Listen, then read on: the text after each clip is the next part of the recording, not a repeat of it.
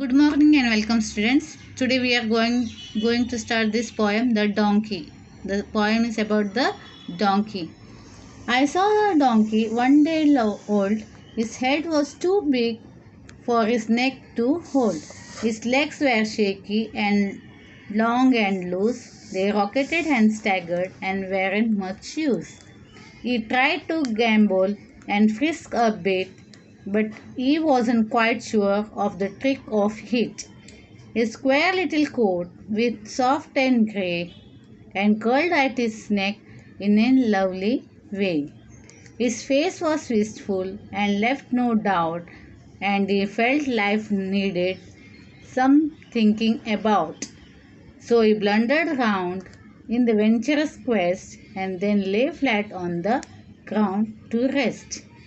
He looked so little and weak and slim. I prayed the world might be good to him. Anonymous यहाँ पे poet ने अपना नाम mention नहीं किया है, तो let's see what's the poem is. इसमें फर्स्ट स्टैंजा में पोएम क्या बोल रहे हैं poet. I saw a donkey one day old. His head was too big for his neck to hold. His legs were shaky and long and loose. They rocketed and staggered and weren't much use.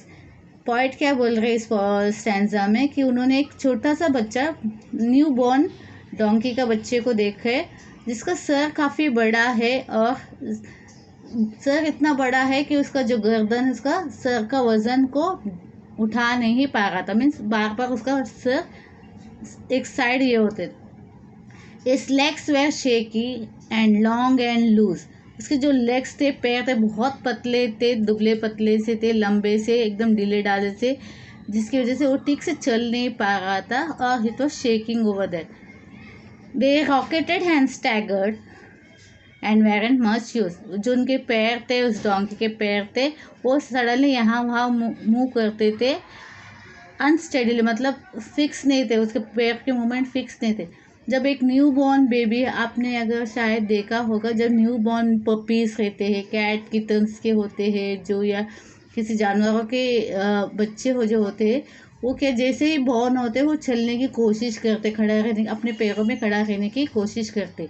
तो ये भी एक donkey इनको बताया जा रहा है कि वो भी ये सब खड़ा रहने की कोशिश करते हैं पर पैरों में ताकत नहीं होती है, क्योंकि it's a very new born baby, बहुत ही वीक है, कमज़ोर है।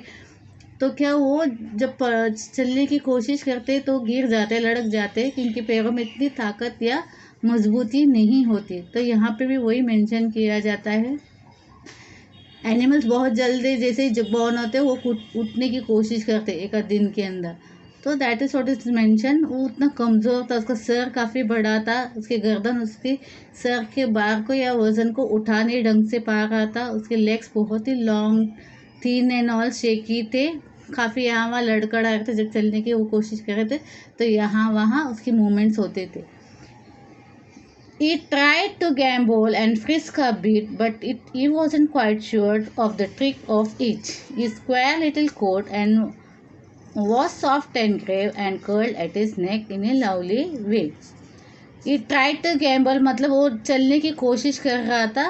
मूव प्लेफुली, लिप मतलब छोटे छोटे से छलांग जैसे लगाना, फुदकना हम लोग बोलते हैं, वैसे करने की कोशिश कर रहा था पर वो कर नहीं पा रहा था। ओके, गैम्बल एंड फ्रेस मतलब प्लेने जंप करने की वो कोशिश कर रहा था पर वो कर नहीं पा रहा था।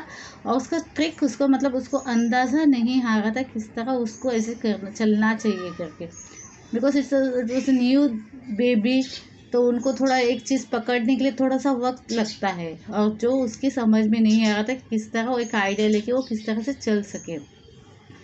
Square little coat was soft and grey and curled at his neck. Square little coat में उसका हेयर जो होती है फरी किसी, या this one they are talking about that. तो ये जो है वो लिटिल कोट बहुत सी सॉफ्ट और ग्रे कलर के थे और वो घुंघराले हुए थे। Curled up at his necks मतलब वो घुंघराले हुए वहाँ पे उसके गर्दन में थे। In a lovely way his face was wistful and left no doubt. इस फेस वॉज विस्टफुल मतलब उनके उसका चेहरे से ऐसा लगता था कि बहुत वो होप में है, मतलब कुछ अच्छा होगा, इस हाशिए में इसका चेहरा नज़र आ रहा था, कुछ अच्छा होगा, वो लाइफ में आगे कुछ अच्छा होगा, इसकी उसकी ये थी फील थी कि उस इस कुछ अच्छा लाइफ में हो सकता है। इस फीस वॉज पीसफुल। जैसे हम किसी चीज़ को एकदम आशावादी नज़र से देखते हैं कि ना एवरीथिंग विल बी गुड, सब कुछ अच्छा होगा, एक आशा जो रहती है, वैसे ही इस डोंकी को भी लग रहा था कि उसका आगे जो भी होने वाला अच्छा होगा। That he felt life needed for something about, so he blundered round in the venturous quest. Venturous quest मतलब डेयरिंग करते हुए वो चलने की कोशिश कर रहा था, आगे कुछ अच्छा होगा इस आशा से। वो क्या एक आशा की नज़र से वो ज़िंदगी की तरफ देख रहा था, और इस आशय में कि सब कुछ अच्छा होगा, इसलिए वो अपने कदम उठाने के चलने की कोशिश कर रहा है। सो ये ब्लंडर्ड राउंड इन एवेंचरस क्वेस्ट। क्वेस्ट मतलब कुछ सवाल या किसी चीज़ की तलाश में। ओके, सो ये blundered is that again we can say moved round awkwardly, एक ऑकवर्डली मूवमेंट। सो ये blundered round the venturous quest, एक सर्च के एक चीज़ की तलाश में वो जा रहा था, उसका हैक वैसे थे। एंड देन ले फ्लैट ऑन द ग्राउंड, बाद में वो इस तरह किसी आशा या किसी चीज़ की तलाश में जाते हुए वहाँ पे फिर वो लेट जाते हैं, और flat on the ground. To rest मतलब आराम करने के लिए वो फिर वहाँ पे लेट जाता है, एक आशा भरी नज़र से उठता है, कुछ अच्छा होगा ये सोच के अपने कदम उठाने की कोशिश करता है, चलने की कोशिश करता है, फिर वहीं पे वो सुस्ता जाता है और फिर से लेट जाता है आराम करने के लिए। He looked so little and weak and slim. I prayed the world might be good to him. तो क्या यहाँ पे पॉइंट लास्ट स्टैंजा में क्या बता रहा है? He looked so little and weak and slim. कैसे था वो? बहुत छोटा था, बहुत ही कमज़ोर और दुबला पतला था।